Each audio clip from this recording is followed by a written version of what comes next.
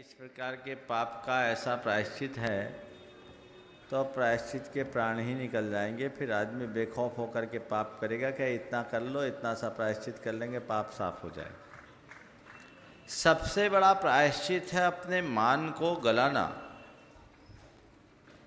और संकोच त्याग कर सहज भाव से गुरु चरणों में उसे निवेदित करना। प्रायश्चित लेते ही सिर का बोझ कम होता है। किस भाव से? कि मैंने गुरु को बता दिया, गुरु ने मेरा मार्ग प्रशस्त कर दिया, मुझे प्रायश्चित दे दिया, अब मैं शुद्ध हो गया। और नहीं तो मन का पाप तो मन को काटता है ना, ये अपराध बोध से ग्रसित होता है। तो अपने आप को अपराध बोध से मुक्त करने के लिए व्यक्ति को गुरु चरणों में ही प्रायश्चित लेना चाहिए। योग्य गुरु के पास, ऐसे गुरु के पास जो बात को सब तक फैलाए नहीं और आपके सत्व और पाप दोनों की स्थिति को देखकर योग्य प्रायश्चित प्रदान करें। ममता राजकुमार जैन मंडला, अंबर सेठी सरिया तैयार है। आगे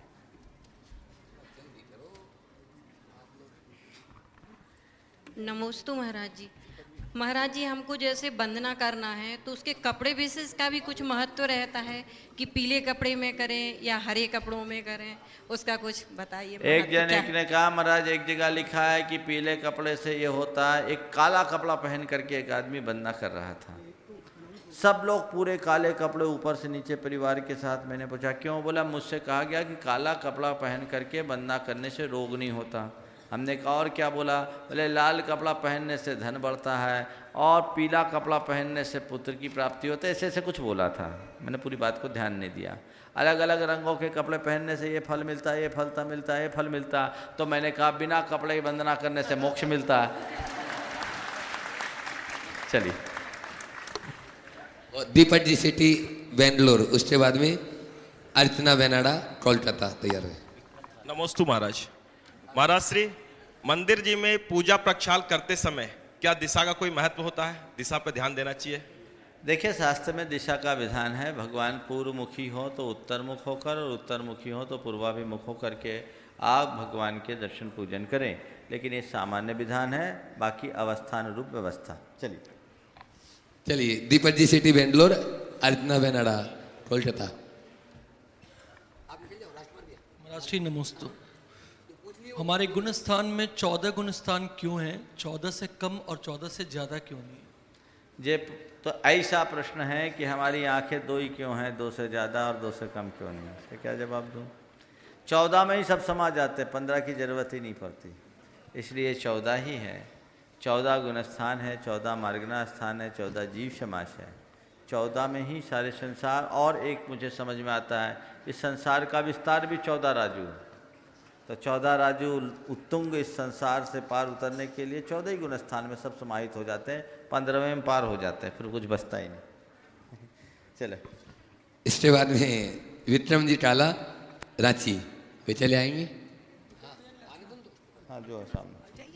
अरे इतने में समय तुम लोग खराब कर दो, जो सामने वो आते जाओ, लाइन लगा करके मत पूछो कुछ। नमस्ते महाराज जी। महाराज जी, सोने का जो काम होता है मंदिर में, वो शुद्ध है कि अशुद्ध है? अभी बहुत ये व्हाट्सएप पे भी बहुत आ रहा है और कोई कभी क्या बोलता है कभी क्या बोलता है, समझ नहीं इसमें बहुत सारे कन्फ्यूजन्स हैं। अब तो मुझे कुछ लोगों ने बताया कि मशीन से ऐसे डेवलप हो गए हैं कि उससे वर्क बन सकता है। दूसरी बात, स्वर्ण धातु को एक विशिष्ट धातु के रूप में गिना जाता है और कहते हैं कि वो मल को ग्रहण नहीं करता।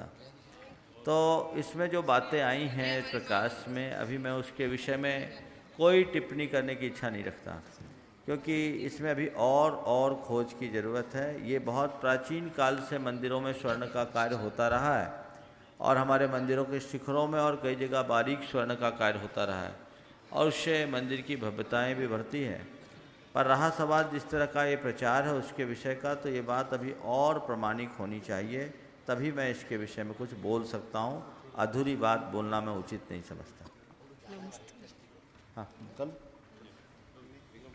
चलिए इसके बाद विक्रम काला रांची। नमस्ते महाराज जी। अपने द्वारा किया गया कोई भी कार्य का परिणाम अपने आशानुरूप नहीं आता है, तो अपने मनोस्थिति को कैसे मतलब नियंत्रण में करना फिर से चाहिए? बोलो। अपने द्वारा किया गया कोई भी कार्य का परिणाम अपनी आशा के अनुरूप नहीं आए तो अपनी मनोस्थिति को कैसे मतलब एडजस्ट करना चाहिए? सबसे पहला एक सूत्रवाक्य अपने दिल दिमाग में बैठा लें कि मेरे हाथ में प्रयत्न है, परिणाम नहीं। मेरे हाथ में केवल प्रयत्न है, परिणाम नहीं।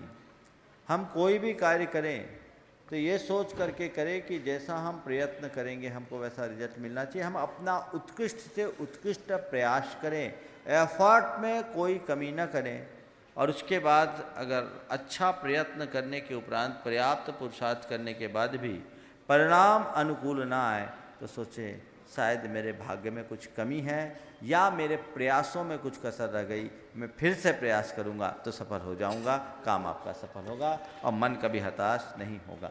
ठीक है रोहित? संकट समाधान का भैया जी का, अशोक भैया प्रतिष्ठाचार जाना उनको, प्रतिष्ठाचार का। चलिए, आज यह संकट समाधान का सत्र भी चालू रहेगा और आप देख रहे हैं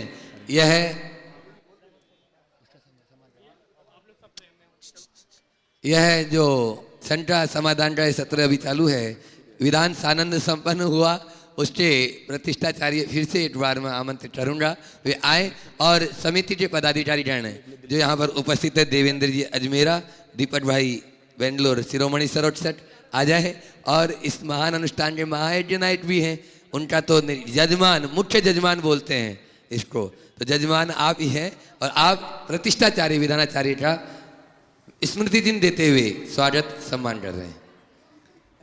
देखिए वापस इधर से दो ना, यहाँ आके।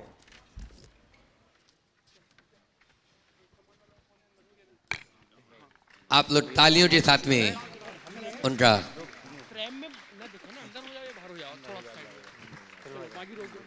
इसी तरह में बंधुओं संजीव भैया जी भी जटन जी यहाँ पर उपस्थित हैं, मैं उन्हें भी आमंत्रित कर रहा हूँ, वे भी महाराज श्री जी चरणों में आए और परम पूज्य महाराज श्री जी चरणों में नमोस्तु निवेदित करते हुए आशीर्वाद प्राप्त करें और समिति के पदाधिकारी उनको भी स्मृति चिन्ह देते हुए अभी यहाँ गुणायतन में 2 विधान सिद्ध चक्र विधान, उनको सिद्ध चक्र विधान बहुत प्यारे हैं और अभी तक काफी सिद्ध चक्र विधान हो चुके हैं। ऐसे संजीव भैया जो स्मृति चिन्ह देते हैं उनका, हाँ, रायपुर के लिए अभी फिर से रवि भाई कह रहे हैं, वो भी तैयार हैं। चलो आगे। आज बंधु गुणायतन से जुड़ने वालों में ट्रस्टी के रूप में है चमेली बाई, मातेश्वरी सिंधी, राकेश जी सराब, पुत्र वधु राजकुमारी सिंधई और पुत्र अंकित सिंधई, सौरभ, बीना, सागर। जोरदार तालियों से उनका स्वागत करें, पूरे परिवार के साथ में चले आए। परम पूज्य महाराज श्री श्री चरणों में नमोस्तु निवेदित करते हुए आशीर्वाद प्राप्त करें और गुणायतन के ट्रस्टी श्रीमान ऋषभ जी बांद्री और रवि जी सेठी रायपुर, वे दोनों महानुभाव स्मृति चिन्ह देते हुए उनका स्वागत अभिनंदन कर रहे हैं। आगे आगे।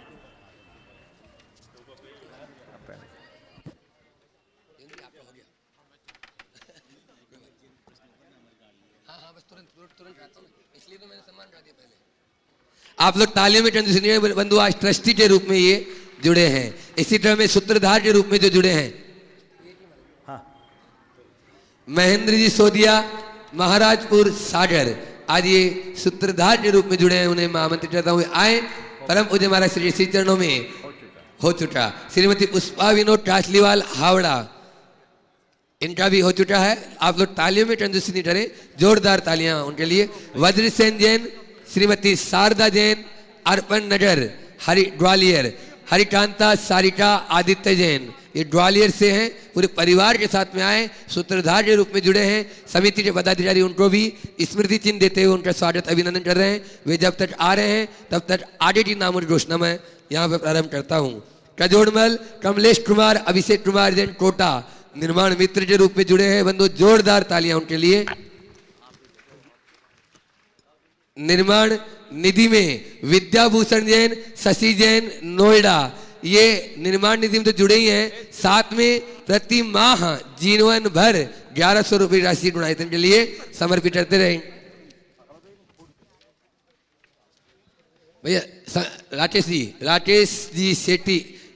जी सेठी सरिया, ट्रस्टी गुणायतन, वे भी स्मृति चिन्ह देते हुए जो नए निर्माण सूत्रधार के रूप में जुड़े हैं, उनको स्मृति चिन्ह दे रहे हैं। श्रीमती उषा मोक्षा भूमि जैन विदिशा, श्री विलास जैन, श्रीमती संध्या जैन उत्तर प्रदेश, सुभाष चंद्र पुष्पेंद्र कुमार जैन मंडला, उषा जैन सुनील कुमार जैन दिल्ली, राशि जैन रोहित जैन दिल्ली, श्रीमती संतोष रानी सुनील कुमार जैन सागर, श्री विमल कुमार सुनीता जैन विनीत जैन बालाघाट, हरत चंद जी मोतीलाल जी सुरेश नरेश कुमार सुशीला जैन राजस्थान, महेंद्र मंजुटोंजिया चित्तौड़ राजस्थान, शशि जैन सत्यदेव जैन जयपुर, श्री अमीर चंद जैन सतीश जैन सुधांशु जैन जबलपुर, निर्मल कुमार दीपचंद जी टासलीवाल जालना, सचिन विमल कुमार सेठी विजय लक्ष्मी सेठी जयपुर, मंजू महावीर सोनी बुधनपुर, सुबानी जैन अपनी पहली तनख्वाह, सुबानी जैन ने अपनी पहली तनख्वाह पहली सैलरी जो ललितपुर से है गुणायतन के लिए समर्पित कर दी। जोरदार तालियां। निर्माण निधि से भी ऊपर है। बी बाबूराव जैन साहाकार इंदौर, श्रीमती सुजाता हेमंत पांड्या इंदौर, श्रीमती उज्ज्वला अनिल जैन नागपुर, डॉक्टर पंडित पन्नालाल जी जैन राकेश कुमार जैन जबलपुर, श्री धन्य कुमार जैन अनीता जैन निर्मा वाले गुना, ओम प्रकाश जैन शकुंतला जैन डीट भरतपुर, नवरत्न देवी प्रेमचंद सुभाष चंद सौरभ आशीष बरड़ा जयपुर, विमली सेठी आ जाए मेरी मदद के लिए, नाम बहुत सारे हैं।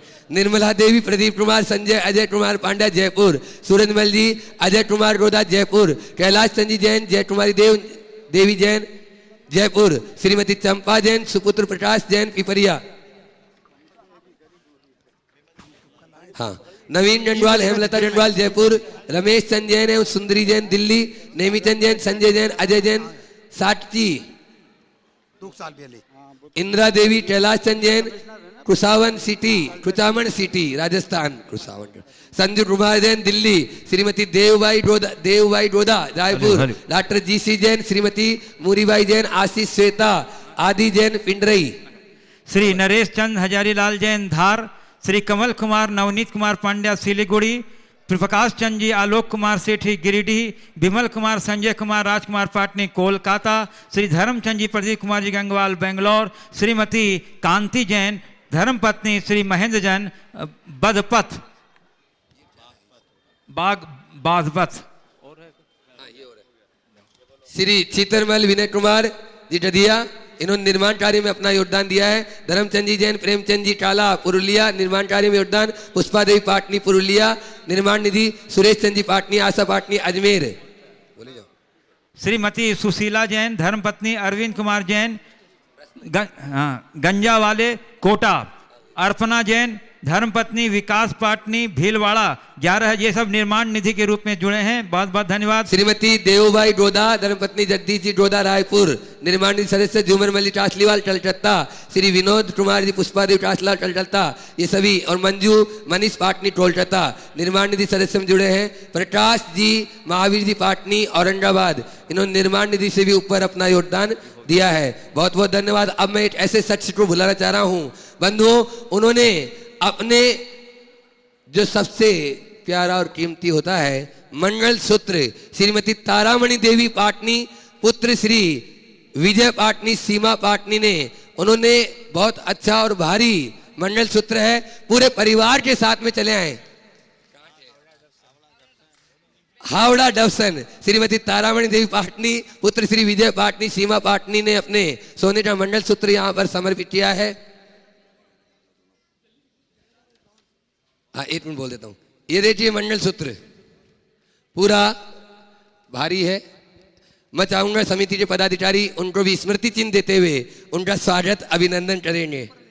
हाँ अच्छा इन्हीं का है। सोनी देवी पांड्या पुत्र अजित पांड्या राजू पांड्या के द्वारा गुवाहाटी वासी, उन्होंने भी निर्माण निधि में। ताराचंद जी पाटनी पुत्र कमल पाटनी पिंकी पाटनी, उन्होंने भी निर्माण कार्य में अपना योगदान दिया है, बहुत बहुत धन्यवाद।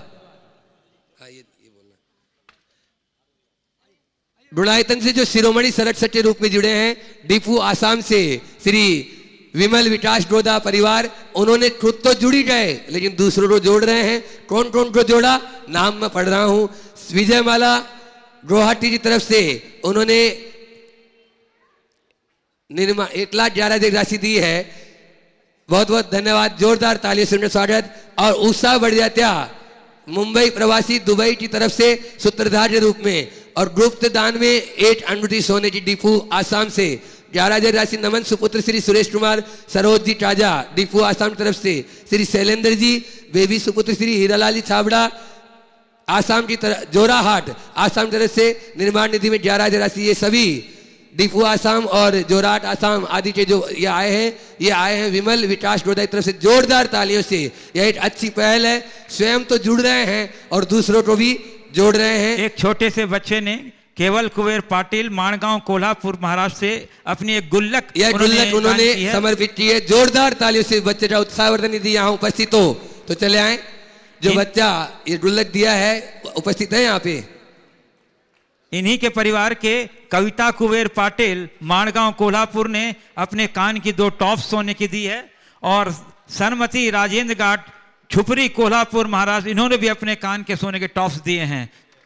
बहुत बहुत धन्यवाद आपको गुणायतन की ओर से। यही लोग आए इस बच्चे से।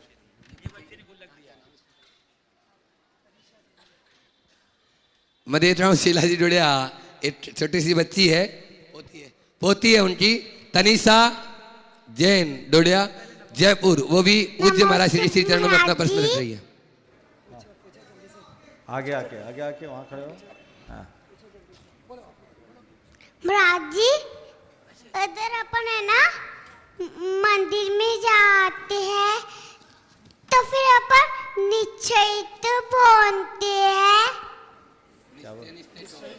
निश्चही क्यों बोलते हैं? बहुत अच्छी बात बोली बेटे। निश्चही बोलने का मतलब होता है हमारे अंदर के जितने भी निगेटिव इमोशंस है वो निकल जाए। समझ गए? हमारे अंदर की जो बुरे भाव है ना वो हट जाए। समझ गए? तो जब मंदिर जाते हैं तो हम निश्चयी बोलते हैं, हमारे अंदर के बुरे भाव निकल जाए, और आते समय क्या बोलते हैं? असही, यानी मंदिर के अंदर की जितनी अच्छाइयाँ हैं वो मेरे भीतर आ जाए। चलो, आज जो ट्रस्टी बने हैं राकेश जी सराफ बीना, और साथ में उनके नीरज जी, हाँ जैन, दोनों क्वेश्चन पूछेंगे। एक नाम हो रहा है निर्माण निधि में 1 minute. Kanti Jain wife of Mahendra Jain Baghpat UP, उन्होंने भी निर्माण निधि में अपना योगदान दिया है। महाराज जी, एक मेरी शंका थी, सोने की झाड़ी जो भगवान के लिए शांति धारा अभिषेक करते हैं, उस झाड़ी से आहार वगैरह दे सकते हैं क्या महाराज श्री? भगवान के अभिषेक के उपकरणों का या अन्य उपकरणों का मुनियों के आहार में प्रयोग करना उचित नहीं है। नमस्ते महाराज जी। नमस्ते महाराज जी। महाराज जी, मेरा प्रश्न है कि मंदिर के पुजारी को क्या तनख्वाह देना निर्माल की श्रेणी में आता है क्या? देखिए, मंदिर में जो पुजारी है पूजा करता है, अपनी आपकी व्यवस्था बनाता है, तो उसका भरण पोषण तो होना ही चाहिए और अच्छे से होना चाहिए, उसमें कसर नहीं होना चाहिए। पर इसके लिए एक काम करना चाहिए, जो मंदिर में अन्य लोग पूजा आदि करते हैं, पूजा अर्चा करते हैं, उनको आपस में कलेक्ट करके उसे वेतन के रूप में न दे करके सहयोग के रूप में वो राशि देना चाहिए। वो राशि मंदिर की ना हो, अपितु मंदिर में पूजा करने वाले पुजारियों के द्वारा एकत्रित राशि हो। मैं तो पूरी समाज से जितने लोग यहाँ और पूरे देश में सुन रहे हैं उनसे कहता हूँ, आप जिस मंदिर में रोज पूजा करते हो, घंटे 1.5 घंटे उस मंदिर का उपयोग करते हो, उसके उपकरणों का उपयोग करते हो, उसके द्रव्य का उपयोग करते हो, वहाँ की बिजली का प्रयोग करते हो, पानी का प्रयोग करते हो, वस्त्रों का प्रयोग करते हो, उसका किराया तो मान लो कितना होगा। दान तो बात की बात है, 1 घंटा पुण्य कमा रहे हो, उसके लिए क्या कर रहे हो? तो कुछ अंशदान मंदिर के रखरखाव और व्यवस्था के लिए मंदिर में जरूर देना चाहिए, और उसी में से एक हिस्सा जो उस मंदिर का पुजारी है, जितने लोग पूजा करते हैं उनको सोचना चाहिए कि हमारी व्यवस्था बनाता, उत्तम व्यवस्था बनाता है, इसके कारण हमारा टाइम बचता है और हम भगवान की अच्छी से अच्छी पूजा कर लेते हैं। एक पूजा अधिक करने की अनुकूलता बनती है। पुजारी भी हमारा साधर्मी है, उसके भी बाल बच्चे हैं, उसके परिवार फले, तो उसके लिए वेतन देना चाहिए। और समाज के समर्थ लोगों को तो ऐसा करना चाहिए कि कोई उसके बच्चे को पढ़ा दे, कोई उसकी और व्यवस्था करा दे। और अति उत्तम तो यह है कि हर पुजारी को एक कोई अच्छा बिजनेस करा दे, ताकि वो भगवान की पूजा के एवज में अपना पेट भरने जैसा पाप न करे। तनख्वाह के रूप में उसे नहीं देना चाहिए, सहयोग के रूप में देना चाहिए, ताकि उसका पेट भी पल जाए और काम हो जाए। समाज के लोगों में ये दृष्टि जगनी चाहिए जिसका प्रायः अभाव दिखता है। आगे मनीष जैन ललितपुर, इसके बाद में देवेंद्र जी अजमेर गया और चंद्रकला जी पाटनी रांची तैयार। नमोस्तु गुरुवर। वास्तु शास्त्र के हिसाब से मंदिर के सामने मेन गेट होना गलत है, पर क्यों? घर का मुख्य द्वार मंदिर के सामने नहीं होना चाहिए। आगे चलो। नमोस्तु महाराज जी, मेरा प्रश्न है कि श्वेतांबर समाज दिगंबर से अलग होकर के आज इतना वैभवशाली हो गया है। अच्छा, वहाँ मूर्तियों में आँख लगाते हैं। हाँ बोलो, बोलो। मूर्ति में आँख लगाते हैं, इन सब के बारे में जानना चाहते हैं। देखिए, अपनी अपनी परंपरा है।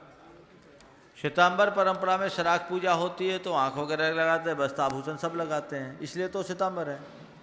दिगंबर परंपरा में वीतराग प्रतिमा की पूजा अर्चा की जाती है, इसलिए उनको निर्विकार रखा जाता है। अब रहा सवाल कि कोई समाज अधिक संपन्न है, कोई समाज अपेक्षाकृत कम संपन्न है, तो इसका तात्पर्य ये मत लगाना चाहिए कि वो उनकी संपन्नता, वो शराक को पूजते हैं इसलिए ज़्यादा है, तो हम भी शराक को पूजने लगे, हम ज़्यादा संपन्न हो जाएंगे। आप अगर देखोगे तो फिर तो दुनिया में ऐसे भी लोग हैं जो किसी को नहीं पूजते और बहुत संपन्न हैं, फिर तो आप धर्म भी छोड़ दोगे। क्या करेंगे धर्म करके? सवाल संपन्नता और विपन्नता का नहीं है। मैं तो आपको कहूँ, संपन्न धर्मात्मा नहीं होता, संपन्न पापी ज़्यादा होता है। क्योंकि धर्म करके पैसा कमाना कठिन है, पाप करके पैसा कमाना बहुत सरल है। एक वेश्या मिनटों में हजारों रुपया कमा लेती है, लाखों कमा लेती है, और एक कोई सदाचारी व्यक्ति को वो रुपया कमाने के लिए सुबह से शाम तक पसीना बहाना पड़ता है। इसलिए इस बाहरी संपन्नता को इन सब बातों से जोड़कर देखना समझदारी नहीं। चलिए आगे। रिंटू जैन पिंडरई, उसके बाद में श्रीमती चंद्रकला पाटनी आगे रांची। चलो। हाँ, वर्षों से धर्म आराधना करने के बाद भी उधर देखो। भीतर के विषय विकार शांत क्यों नहीं होते? वर्षों से धर्म आराधना करने के बाद भी भीतर के विषय विकार शांत क्यों नहीं होते? बहुत गहरा प्रश्न है। निश्चित रूप से ये हमारे संस्कारों का दुष्प्रभाव है।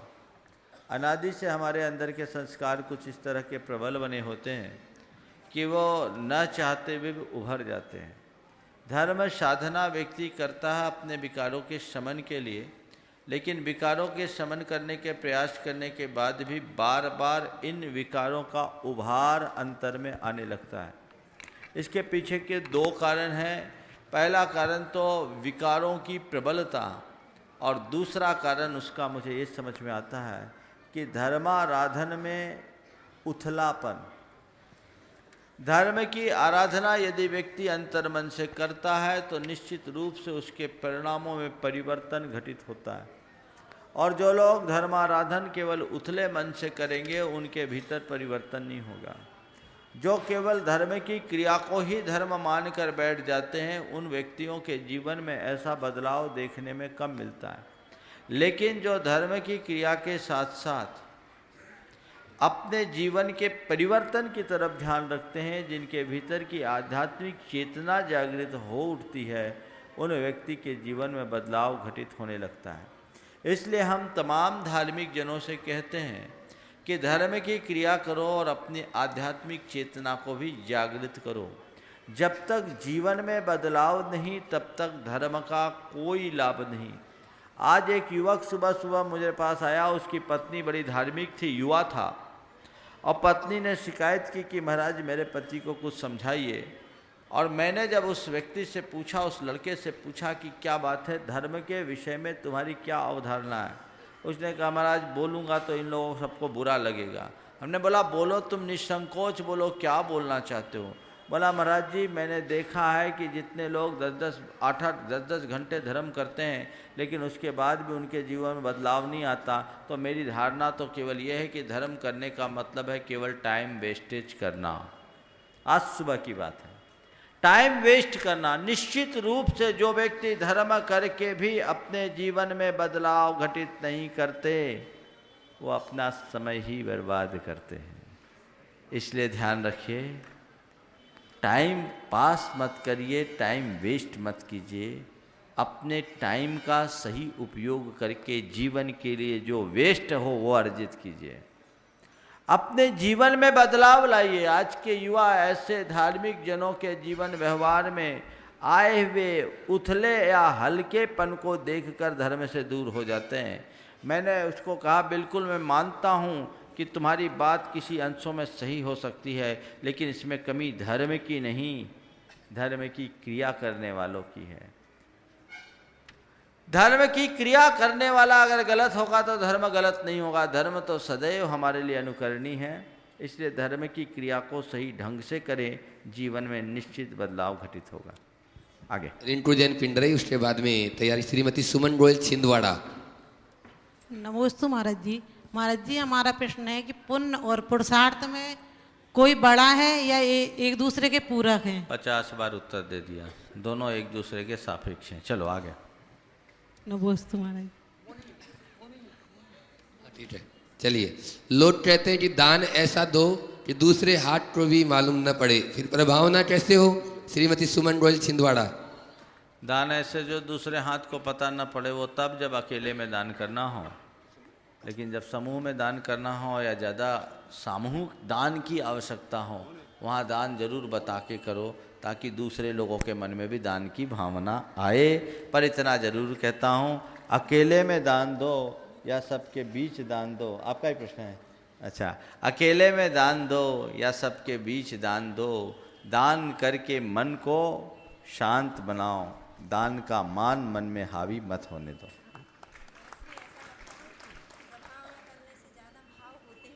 हाँ बिल्कुल, दो माइक दो इनको, बहुत बहुत बहुत बढ़िया। नमोस्तु महाराज श्री। लोग कहते हैं कि गुप्त दान दें या दान दिखाएं ना, पर हमें ऐसा लगता है कि दान दूसरे दान दातार को और दान को देख के अधिक प्रभावना होती है, फिर हम क्या करें? बिल्कुल आप सही कह रही हैं। और देखो दान बताने का मजा क्या होता है। एक प्रसंग आपको सुना रहा हूँ। एक स्थान पर कुछ लोगों को एक अस्पताल खोलना था और उसके लिए छोटा सा अस्पताल था। 2 करोड़ रुपए के कलेक्शन का लक्ष्य रखा गया था।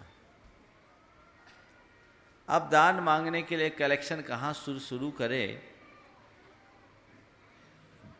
तो वो लोग क्या किए कि उस नगर के एक बड़ा सेठ था नगर का, पर भारी कंजूस था, उसके यहाँ पहुँच गए। जिसने कभी 1 रुपया दान नहीं दिया उसके यहाँ पहुँच गए। पहुँचे, अंदर गए तो बैठने को भी नहीं बोला, पानी को भी नहीं पूछा। जो लोग गए वो बड़े अनुभवी थे। उनने कहा कि देखिए, हम जानते हैं आप दान नहीं देना चाहते, हम आपसे दान मांगने भी नहीं आए, पर आपसे एक रिक्वेस्ट लेकर आए हैं आपके पास। बोले क्या? बोले हम आपके नाम का केवल 1 दिन के लिए उपयोग करेंगे। 1 दिन के लिए आपके नाम का उपयोग करेंगे और इस लिस्ट में सबसे ऊपर 5 लाख रुपए की राशि आपके नाम की हम रख रहे हैं। बोले गड़बड़ कर दोगे तुम लोग, फिर बाद में मांगोगे? बोले नहीं, हम बोल देते कि केवल आपको एफिडेविट दे देते हैं, केवल 1 दिन के लिए आपके नाम का इस्तेमाल करेंगे। 5 लाख रुपए की राशि आपने दी, ठीक। उनको भी बात जच गई। 5 लाख रुपए का नाम उनके ऊपर सबसे पहले लिख दिया गया और फिर वो लोग पूरे बस्ती में गए, लोगों से दान लिया। लोगों ने देखा इस आदमी ने 5 लाख दिया है जिससे 5 रुपए की आशा नहीं थी, तो एकदम लंबी लाइन लग गई। उनका टारगेट जितना था उससे ज़्यादा का कलेक्शन हो गया। दूसरे दिन अपने कहे अनुसार वो लोग सेठ के यहाँ गए, इस भाव से कि उनका नाम वापस करने की हम उन्हें सूचना दें। तो अब की बार जैसे गए तो सेठ खुद दरवाजे पे लेने आया, अंदर बैठा करके उनको दूध पिलाया। इन लोगों को बड़ा आश्चर्य कि सेठ का हृदय कैसे परिवर्तित हो गया, और इनसे कहा कि देखिए हमने आपके नाम का प्रयोग किया, हमें बहुत फ़ायदा हुआ, हम आज आपका ये वापस कर रहे हैं। अब हमारी आपसे आप कोई क्लेम नहीं होगा, आपका नाम वापस करो। नाम वापस नहीं करो, हमसे पैसा ले जाओ। बोले क्या हो गया? बोले मैंने जीवन में अभी तक केवल कमाने का सुख देखा था, मैंने करोड़ों कमाया, मुझे उससे सुख नहीं मिला, पर कल केवल मैंने 5 लाख देने का नाम किया, सो मेरे घर में इतनी बधाइयां आई जितना आज तक नहीं आई। अनेक लोगों की बधाइयां सुबह से शाम तक की, सेठ साहब आपने क्या किया, आपने जीवन का सर्वश्रेष्ठ कार्य किया है, बहुत बहुत बधाइयां आई, मेरा मन अभिभूत हो गया। मैंने कहा कमाने में वो आनंद नहीं जो देने का आनंद होता है, देने का आनंद क्या हो मैंने आज सीखा है। इसलिए 5 लाख ले जाओ, और मेरा तुम लोगों से रिक्वेस्ट है, अब कभी भी कोई दान का काम आए ना, शुरुआत मेरे घर से करना, समझ गए? तो एक के देने से सबको प्रेरणा मिलती है। और बताऊं, आजकल लोग दान भी मैदान देख कर देते हैं, मैदान देख करके दान देते हैं। इसलिए प्रेरणा, खरबूजा खरबूजे को देखकर रंग बदलता है, इसलिए एक दूसरे के साथ प्रेरणा जुड़े तो आप सबके बीच भी अपना दान बोलते हैं तो कोई बुराई नहीं। और उसका देखो दूसरा लाभ भी है, आपने दान बोला, कई लोग मेरे पास आते हैं, कहते हैं मेरे नाम को अनाउंस नहीं किया जाए, मेरी कोई चर्चा नहीं की जाए। नहीं करो, कोई बात नहीं, लेकिन ये बात बताओ, मैं आपसे एक सवाल करता हूँ, एक व्यक्ति ने यहाँ दान बोला, आपने उसकी अनुमोदना की। पहली बात तो दान बोलता है तो आपको अच्छा लगता है कि खराब? बोलो तो जोर से, कैसा लगता है? आप क्या सोचते हो? हाँ, ये आदमी ने बहुत अच्छा कार्य किया, भगवान मेरे को भी ऐसी सामर्थ्य दे कि मैं भी दे सकूं। आता है? आता है? तो ये अच्छा लगा, दान एक अच्छा कर्म है, आपने उसकी अनुमोदना की ना? क्या की? अनुमोदना बोलो तो भाई, हमसे तो रोज बुलवाते हो, तुम लोग भी कभी कभी बोल लिया। अनुमोदना की, आपने उसकी अनुमोदना की। इस अच्छे कर्म की अनुमोदना से आपने पुण्य पाया कि पाप? किसके निमित्त से पाया? अगले के दान की घोषणा हुई, आपने अनुमोदना की तो फ्री में पुण्य कमा लिया, कमा लिया। अगर ये चुपचाप दान देता तो इतने लोगों का पुण्य बच जाता कि नहीं बचता? इसलिए आभार मानना चाहिए, जो दान करता है उसका सत्कार करना चाहिए। और एक फायदा इससे देने वाले को, देखो कैलकुलेशन, किसी के निमित्त से कोई अच्छा कार्य होता है तो उस अच्छे कार्य में जितने लोग भागीदार होते हैं उनके पुण्य का एक हिस्सा उस निमित्त के पास जाता है, समझ गए? तो आपके कोटे में और पुण्य बढ़ जाता है। इसलिए उजागर करके दान दोगे तो ज़्यादा पुण्य कमाओगे, अकेले दोगे तो अकेले जैसा पुण्य पाओगे। सब चीज़ का अपना लॉजिक है, उसको उस तरीके से देखना। अभी तो आप लोग भाग्यशाली हैं, इस समय तो पूरा देश इस कार्यक्रम को देखता है, सुनता है, और लोग बैठे बैठे अनुमोदना करते हैं। मेरे पास ऐसे कई लोग आए जिन्होंने कहा कि मैं टीवी पे कार्यक्रम देखकर एक दूसरे को देखते हुए प्रेरित हुआ। एक व्यक्ति ने तो कहा कि उसके बेटे ने जब अपने गुल्लक की राशि सर्वस्व अर्पित कर दी तो उसने सोचा कि मुझे भी गुनायतन से जुड़ना चाहिए, वो अपने आप को ट्रस्टी बना दिया। ये भाव होते हैं, तो एक दूसरे को देखकर भाव होते हैं। आप लोगों ने कल देखा डॉक्टर महेंद्र पांड्या, आशा पांड्या ने शिरोमणि संरक्षक बनने का भाव इस टीवी के माध्यम से किया ना। तो ये सब चीज़ें हैं, एक दूसरे के साथ निमित्त नैमित्तिक संबंध बनते हैं। इसलिए किसी भी कार्य को एकांततः नहीं देखना चाहिए, उसे सब दृष्टियों से समझने का प्रयास करना चाहिए। लक्ष्मी जैन जयपुर तैयार रहे। महाराज जी, नीरव जैन घाट रोपर से पूछ रहे हैं, सुरदुट्टा वेदन किसे होता है, आत्मा के द्वारा या इंद्रिय के द्वारा? इंद्रिया माध्यम है, वेदन करने वाला तो आत्मा है। आत्मा इंद्रियों के माध्यम से वेदन करता है। यदि इंद्रियां सुख दुख का वेदन करती हो तो मुर्दे की भी इंद्रियां हैं, उसको भी वेदन होना चाहिए। चलिए,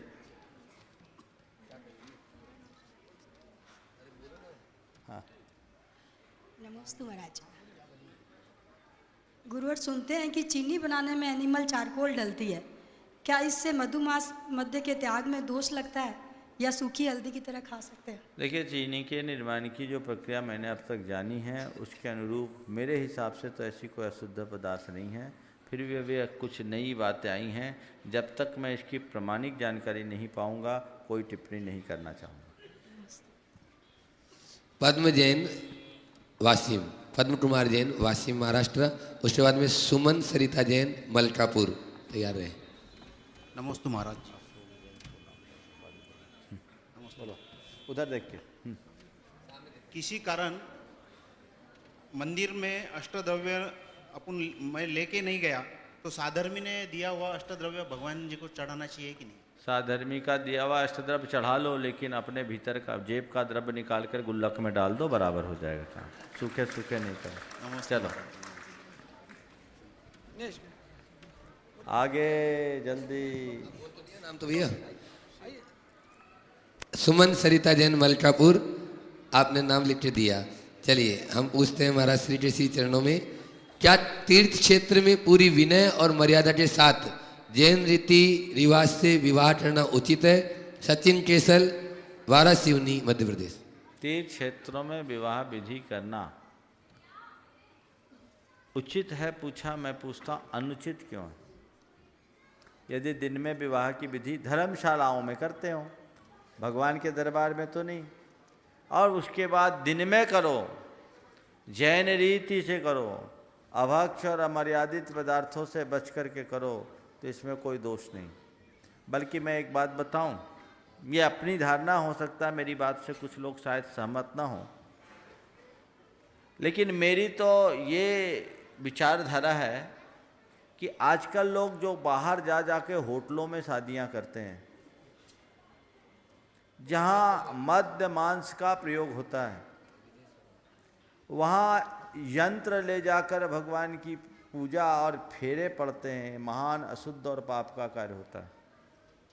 विवाह जैसे मांगलिक कार्य में ऐसा पाप का कार्य करना बेकार, और लाखों रुपया, कईयों के तो करोड़ों रुपए केवल होटल में चले जाते हैं। पहले विवाह शादी में लोग खर्चा करते थे तो मियाँ बीबी को पैसा मिलता था, धन मिलता था। अब कैटरिंग वाले और होटल वालों के पास जाता है, डेकोरेटर्स के पास जाता है, उनके पास तो कुछ नहीं होता। ये बर्बादी।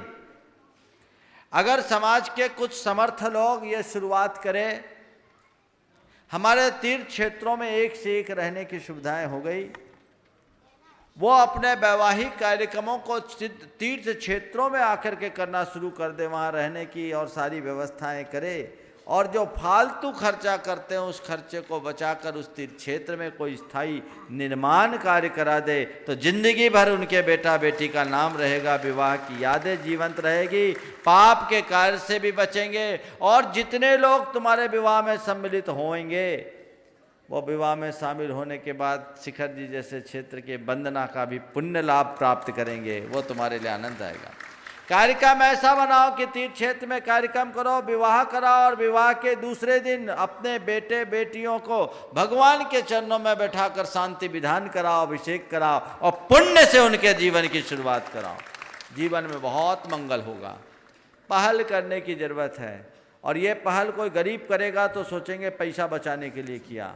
ये पहल तब अनुकरणीय पहल होगी जब समाज के संभ्रांत परिवारों के लोग ऐसी पहल करेंगे कि नहीं, हम ये कार्यक्रम किसी रिसोर्ट में नहीं करेंगे, हम ये कार्यक्रम किसी होटल में नहीं करेंगे, हम ये किसी पवित्र क्षेत्र में करेंगे।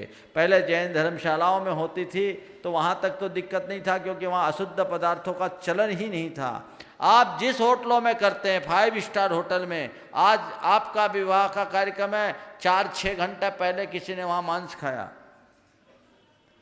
उस जगह मंडप बनाकर आप ये यंत्र ले जा करके भगवान का वहाँ पूजन आराधन और रात में कार्यक्रम, और वहाँ तो सब प्रकार की बुराइयाँ एक साथ पनपती हैं, खाना भी रात में और फिर पीना भी और पता नहीं क्या क्या। ये कुरीति समाज को इस अपव्यय से बचाने के लिए और समाज को इस बुराई से बचाने के लिए आगे आने की ज़रूरत है, और मिलजुल करके अगर ये प्रयास करे तो समाज में एक बहुत बड़ा परिवर्तन होगा। मुझे तब बहुत खुशी होगी जब आज मुझे सुन रहे हैं उन लोगों में से किसी का आने वाले दिन कोई विवाह का कार्यक्रम हो और वो मुझे कोई मैसेज दे कि महाराज जी से प्रेरित होकर हमने ये कार्यक्रम किसी तीर्थ क्षेत्र पर किया है, सम्मेद शिखर में किया है, महावीर जी में किया है, गोमटेश में किया है, कहीं भी करे, सब जगह सुविधा है।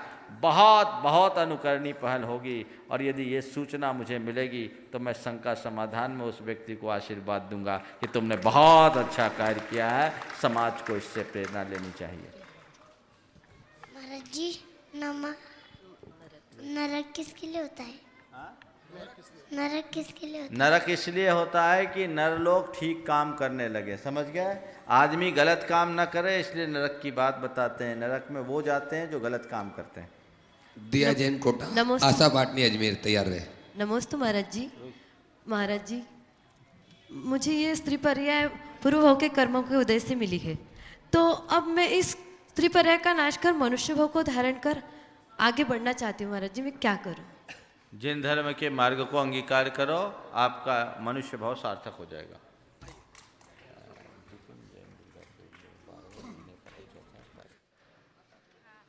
नमोस्तु गुरुदेव। गुरुदेव, जितना जाना है मैंने, जैनों की जनसंख्या दिगंबर और श्वेतांबर दोनों मिला करके पूरे भारतवर्ष की जनसंख्या में 1% से भी जनसंख्या है। वर्तमान में दिगंबर जैनों में भी इतने इतने पंथ बन चुके हैं, तो गुरुदेव ऐसा कोई शास्त्र आचार्य कुंत भगवान का जो अकाट्य प्रमाण दे सके कि ये सब विभिन्न मत जो बने हुए हैं वो सब एक हो जाए? मैंने अभी 3 दिन पहले कहा था भैया, मत एक नहीं होंगे, मति एक हो सकते हैं। पंथ एक नहीं होते, पंथी को एक किया जा सकता है। आचार्य कुंद के ज़माने में भी पंथ थे, तो पंथों से तकलीफ नहीं है, पंथवाद से तकलीफ है।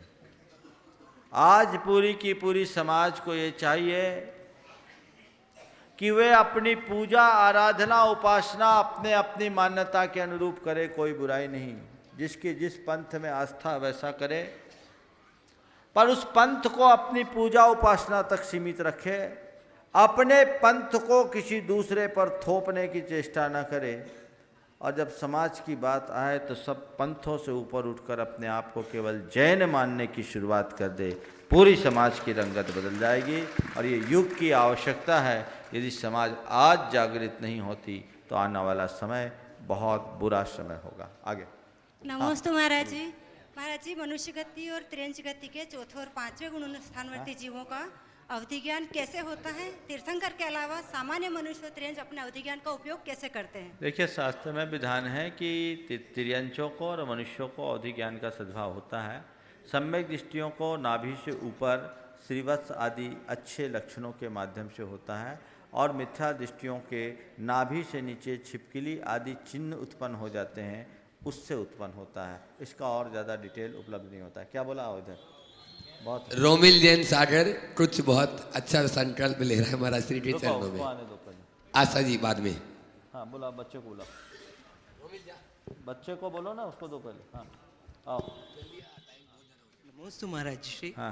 महाराज श्री, अगर मैं आगे जाकर अगर मेरी शादी हुई, हाँ, तो मैं अपनी शादी तीर्थ क्षेत्र पे ही कराऊंगा। बहुत बहुत अच्छा, इसने एक प्रशंसनीय कार्य किया। तुम सागर से हो ना, और सागर के एक अच्छे संभ्रांत परिवार को बिलोंग करने वाला, इसकी माँ प्रतिमाधारी है और एक अच्छे संभ्रांत परिवार को बिलोंग करने वाला युवक है। शायद इंजीनियर हो ना तुम? नहीं महाराज श्री, मैं ऋषभ बांदे वालों का साला हूँ। अच्छा, हाँ, ऋषभ बांदरी के परिवार से जुड़ा हुआ, जो अपने गुनायतर के ट्रस्टी और सागर शहर के एक स्तंभ। ऐसे व्यक्ति ने एक बहुत अनुकरणीय पहल इस युवक ने खुद आगे आकर के की है। मैं समझता हूँ इस युवक की पहल अनेक युवकों को प्रेरित करेगी और समाज में एक अच्छी परंपरा की शुरुआत होगी। बहुत बहुत आशीर्वाद। चलो, बहुत बढ़िया। आज 1 जनवरी है, शुरुआत तो टरी दी। चलिए, आशा पाटनी अजमेर। नमस्ते महाराज जी। धार्मिक गुणों की अपेक्षा हमारे जैन मनुष्य बड़े हैं या देवगति के देव? धार्मिक गुणों की अपेक्षा हमारे जैन मनुष्य बड़े हैं या देवगति के? अगर सम्यक दृष्टि होंगे तो पक्के में देव बनेंगे, और मिथ्या दृष्टि होंगे तो मनुष्य भी बन सकते हैं, और धार्मिक होंगे तो भोग भूमि के मनुष्य बनेंगे। नमस्ते महाराज जी। आगे। बद्रसेन जैन ग्वालियर और स्नेहलता जैन ग्वालियर, तैयार है। नमस्ते महाराज जी। महाराज जी, हमारा घर मंदिर से दूर है, तो हम सुबह मंदिर नहीं जा पाते, ऑटो जल्दी आ जाता है, तो क्या करें? घर मंदिर से दूर है, बस जल्दी आ जाती, सुबह नहीं आ सकते, शाम को चले जाओ। शाम को जा सकते हो ना? हाँ, और शाम को भी जाओ तो सुबह कम से कम घर में नमोकार मंत्र की जाप जरूर करके जाओ, और छुट्टी के दिनों में जरूर जाओ। चलो, अब बस। हाँ। महाराज जी नमोस्तु। महाराज जी, निदान और भावना क्या है? निदान और भावना। निदान का मतलब है भोगाकांक्षा निदानम, भावी भोगों की आकांक्षा का नाम निदान है। और भावनाएं तो कई तरह की हमारे मन में उत्पन्न होते रहती है, तो मन में उत्पन्न होने वाले जो स्थायी विचार है उसको भावना बोलते हैं, और निदान केवल भविष्य संबंधी भोगों की आकांक्षा को कहते हैं। चलिए राजेश जी सिटी सरिया अंतिम प्रश्न वो पूछ रहे हैं। नमोस्तु महाराज जी। महाराज जी, भरत चक्रवर्ती के 923 पुत्र नित्य नवोद से निकल के और भरत चक्र के पुत्र होकर मोक्ष चले गए, तो उन्होंने पुरुषार्थ कब किया? कई चीज़ों जीवों का नियोग होता है, उसमें पुरुषार्थ का कोई प्रसंग नहीं दिखता। उनकी होनहार ऐसी थी कि वो चले गए। हो गया। नमोस्तु महाराज जी। महाराज जी, अभी के युग में आज के बच्चे को संस्कार किस तरह दिया जाए? देखिए, आज के युग में आज के बच्चों को संस्कार बहुत मौलिक तरीके से देने की ज़रूरत है। उन्हें आप धर्म के संस्कार थोपे नहीं, धर्म के भाव जगाएं। उन्हें धर्म की मौलिकता को बड़े तार्किक और युक्ति संगत तरीके से समझाएं। एक मिनट, धर्म की मौलिकता को बड़े तार्किक और युक्ति संगत तरीके से समझाएं। उन्हें ये बात बहुत अच्छे से समझाने की आवश्यकता है कि धर्म की हमारे जीवन में क्या उपादेयता है और ये हमारे जीवन का अंग बन जाए। मैं आपको बताऊं, सन 1995 में हम भोपाल में थे। राष्ट्रीय स्वयंसेवक संघ का एक पथ संचलन का कार्यक्रम वहाँ था। वहाँ एक युवक मेरे पास आया जो आरएसएस का कभी प्रचारक हुआ करता था, जीवनधर भाई। उसके साथ उसका एक छोटा सा बच्चा था 4 साल का। वो भी आरएसएस की ड्रेस में था, टोपी लगाए, काली टोपी, सफ़ेद शर्ट और खाकी पैंट जो आरएसएस की है। हाथ में एक इतनी सी रूल भी वो लिए हुआ था। मैंने पूछा, जीवनधर तुम ये क्या कर रहे हो? बोला, महाराज मैं इसको देश के लिए पाल रहा हूँ। मैं तो अपने पारिवारिक कारणों से राष्ट्र को समर्पित नहीं कर सका। प्रचारक होने के बाद भी मुझे विवाह करना पड़ा, पर मैं इसका अनुपालन राष्ट्र के लिए कर रहा हूँ। मैंने उस बच्चे से पूछा, बेटे तुम्हारा नाम क्या है? बोला, जी मेरा नाम महावीर प्रसाद जैन है। मैंने कहा, क्या तुम पापा की तरह शादी करोगे? महाराज श्री, मेरे पिताजी की शादी नहीं हुई, शादी में तो बर्बादी है। मेरे पिता का विवाह हुआ है। 4 साल का बच्चा बोलता है, मेरे पिता का विवाह हुआ है, शादी नहीं हुई, शादी में तो बर्बादी है। फिर कुछ प्रसंग चला। मैंने कहा, तुम अभी निकले हो, खाना खा लिए? बोले, महाराज जी मैं खाना नहीं खाता, खाना तो दूसरे लोग खाते। एक समुदाय विशेष का नाम दिया। महाराज श्री, मैं खाना नहीं खाता, खाना तो दूसरे लोग खाते हैं, हम तो भोजन करते हैं। ये संस्कार। तो बच्चों में उस तरीके से संस्कार भरें जिससे उनके भाषा और व्यवहार में भी परिवर्तन आ जाए, तो बड़े होने के बाद फिर ज़्यादा कुछ कहने की आवश्यकता शेष नहीं रहेगी। शंका समाधान के सत्र को एक प्रश्न लास्ट। हाँ, चंद से ना जाए जब तक। हाँ हाँ चलो। हाँ जल्दी पूछो। अनाहत स्वर, अनाहत नाद और अनाहत विद्या, इनका अर्थ। अनहद नाद जो होता है वो कहते हैं नाभि से उठती है। अनहद नाद जो एक नाद है जिसमें विशेष स्पंदन के बिना ये काम होती है। और अनाहत विद्या ये जो व्यक्ति को स्वभावतः प्राप्त हो जाती है, उससे संबद्ध एक साधना के फलस्वरूप प्रकट होती है। हाँ, अनाहत स्वर वो अनहद नाद से ही उत्पन्न होता है। आहत मतलब जिस शब्द में हम लोग जो बोलते हैं ना, कंठ, तालु, दंत, ओष्ठ, इनका आहत होना, टकराहट होता है, जो टकराव से उत्पन्न हो उसको बोलते हैं आहत, आहत स्वर। और अनहत नाद जिसमें किसी प्रकार का आघात न पहुँचे, सीधे नाभि से उत्पन्न हो, जो हृदय की तंत्री को झंझोरती है, उसका नाम है अनहद नाद। ओम में आप तालु, दंत, ओष्ठ आदि का स्पंदन नहीं, इसलिए उसको अनाहत ध्वनि कहते हैं। कमल जी। हाँ, नमस्ते महाराज। 24 समोसरण विधान के निमित्त से हम लोगों ने यहाँ जो निर्माण कार्य किया, इसमें मिट्टी कटाई भराई का भी कार्य किया, इससे निश्चित रूप से कुछ जीवों का घात हुआ होगा, इसका दोष क्या लगेगा हमें? अरे आपने निर्माण कार्य किया, इस निर्माण कार्य का उद्देश्य क्या था? पुण्य की प्राप्ति, भगवान की पूजा करना कि किसी जीव का विघात करना? मंदिर बनाते हो आप लोग तो भी उसमें कुछ ना कुछ तो स्थावर जीवों का घात तो होता ही है। तो ये सब महान पुण्य का कारण है। ये समोसरण का निर्माण एक प्रकार के मंदिर का निर्माण था, इसमें कुछ सोचने की बात नहीं। आपने अपने जीवन में 7 पुण्य का लाभ लिया है। कुछ पंक्तियाँ बोलो।